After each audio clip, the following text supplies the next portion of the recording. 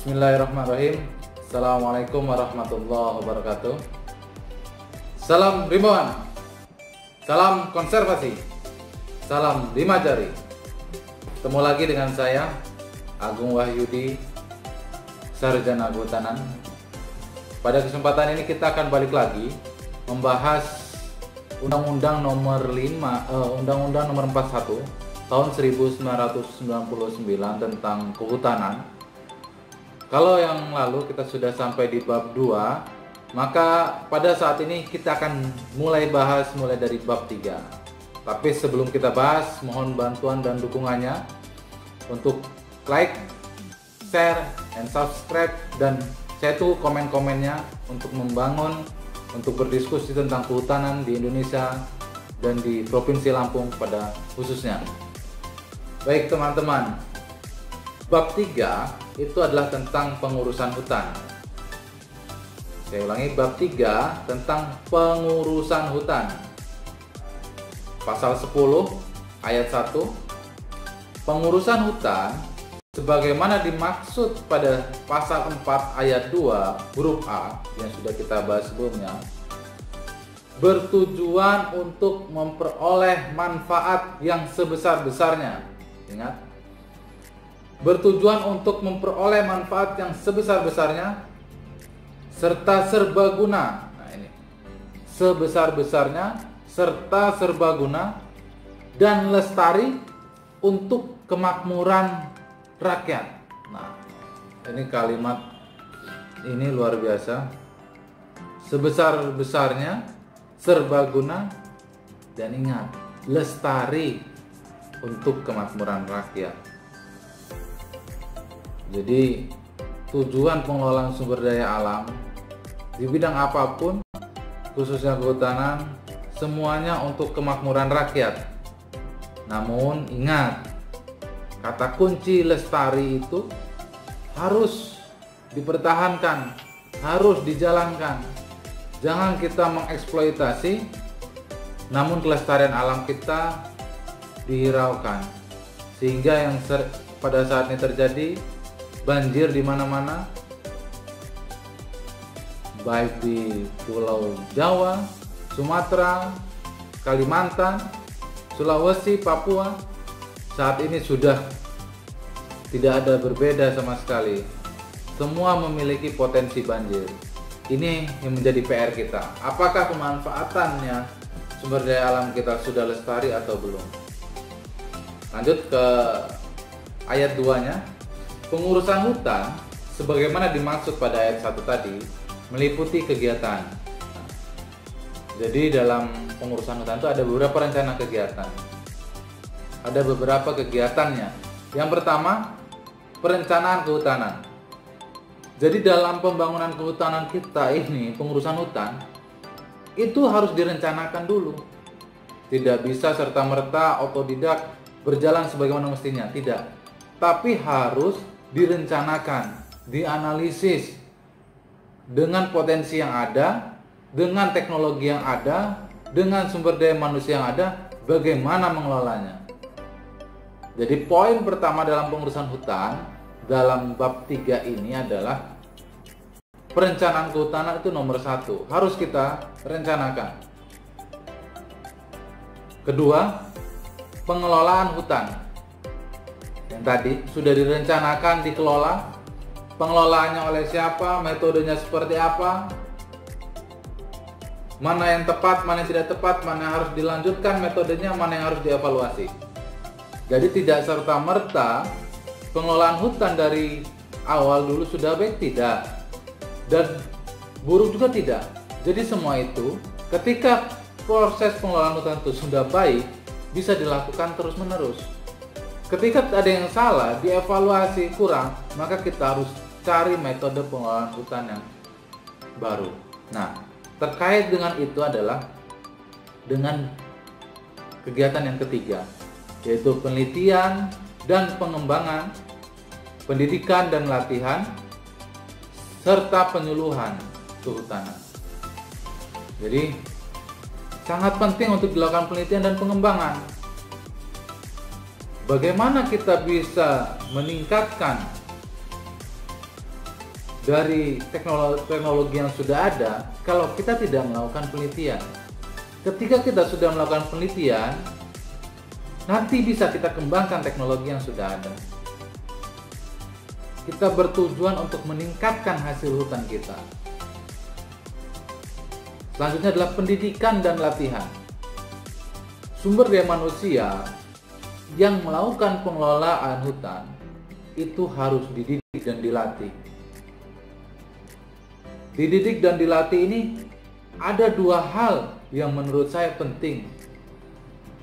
Pendidikan dan latihan di ruangan, kita memahami teori, materi, itu kita pahami semua. Dan pendidikan dan latihan di lapangan, praktek langsung, mempraktekkan ilmu-ilmu. Karena ilmu yang kita dapat dan tidak kita praktekkan, tidak kita ulang-ulang lagi, itu akan luntur dengan sendirinya. Tetapi ketika ada ilmu, dipraktekkan, dilatih berulang kali, lama-lama itu akan menempel pada otak kita. Jadi, ketika ada pendidikan dan latihan harus dua tempat, satu ruangan, satu praktek lapangan. Penyuluhan kehutanan. Kenapa kegiatan ini perlu dilakukan? Bahwa masyarakat Indonesia itu beragam orangnya. Tidak semua memiliki pemahaman yang sama tentang kehutanan.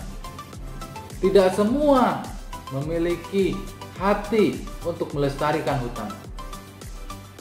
Mungkin belum paham, mungkin belum mengerti dampak-dampak yang dia lakukan. Oleh karena itu, inilah pentingnya penyuluhan kehutanan.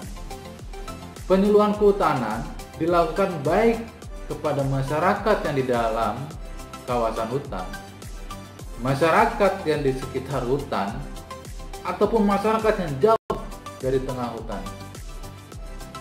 Masyarakat perkotaan, kenapa penting dilakukan penyuluhan?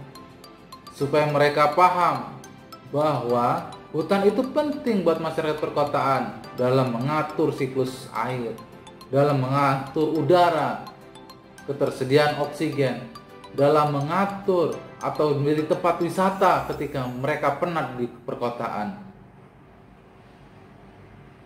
dan berbagai macam jenis kegiatan lainnya yang berkaitan dengan masyarakat perkotaan.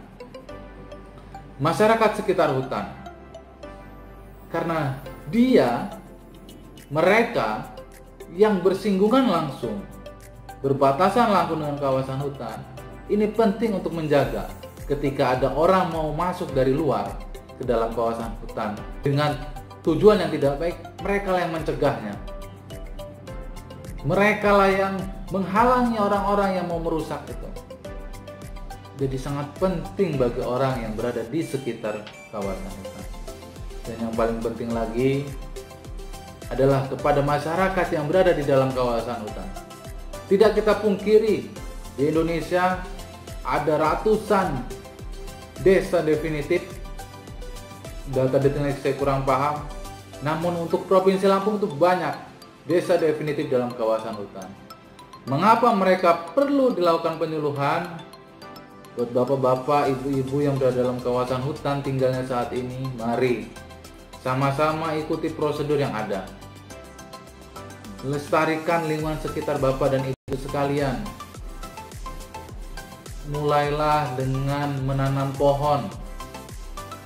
Perladangannya ditumpang sarikan, diagroforestrikan dengan tanaman kehutanan dan tanaman pertanian.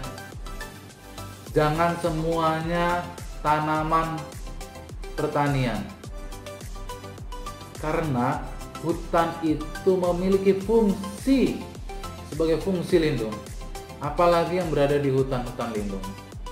Jadi mohon bantuannya kepada Bapak Ibu, rekan-rekan sekalian yang berada di kawasan hutan. Melalui video ini saya mengajak sama-sama kita jaga hutan kita. Dengan Bapak Ibu tinggal di dalam kawasan hutan, maka ada konsekuensi yang harus diambil. Nanti yang memikirkan skemanya untuk masyarakat tinggal di hutan adalah pemerintah. Perpres 88 tidak bisa diterapkan di Provinsi Lampung. Namun yang paling penting adalah sekarang Bapak Ibu sekalian, teman-teman, mari tanami lingkungan sekitar dengan tanaman kehutanan, kayu-kayuan, MPTS lah. Tidak perlu kayu murni, karena nanti akan ditebang kalau itu kayu murni. Coba tanaman multifungsi, menghasilkan buah, durian, petai, nangka, jengkol, dan lain segala macam jenisnya. Mari sama-sama Bapak Ibu, teman-teman sekalian, kita sama-sama jaga lestarikan hutan di Provinsi Lampung ini. Jadi kembali ke topik kita tadi, teman-teman semua, pengurusan hutan, perencanaan kehutanan, pengelolaan kehutanan, penelitian dan pengembangan, pendidikan dan latihan, serta pengelolaan kehutanan, dan yang terakhir adalah pengawasan. Semua harus diawasi. Kegiatan-kegiatan harus diawasi. Apapun itu kegiatannya. Ketika kegiatan tidak ada pengawasan, saya yakin hasilnya tidak akan maksimal. Oleh karena itu, inilah 4 unsur penting dalam pengurusan hutan.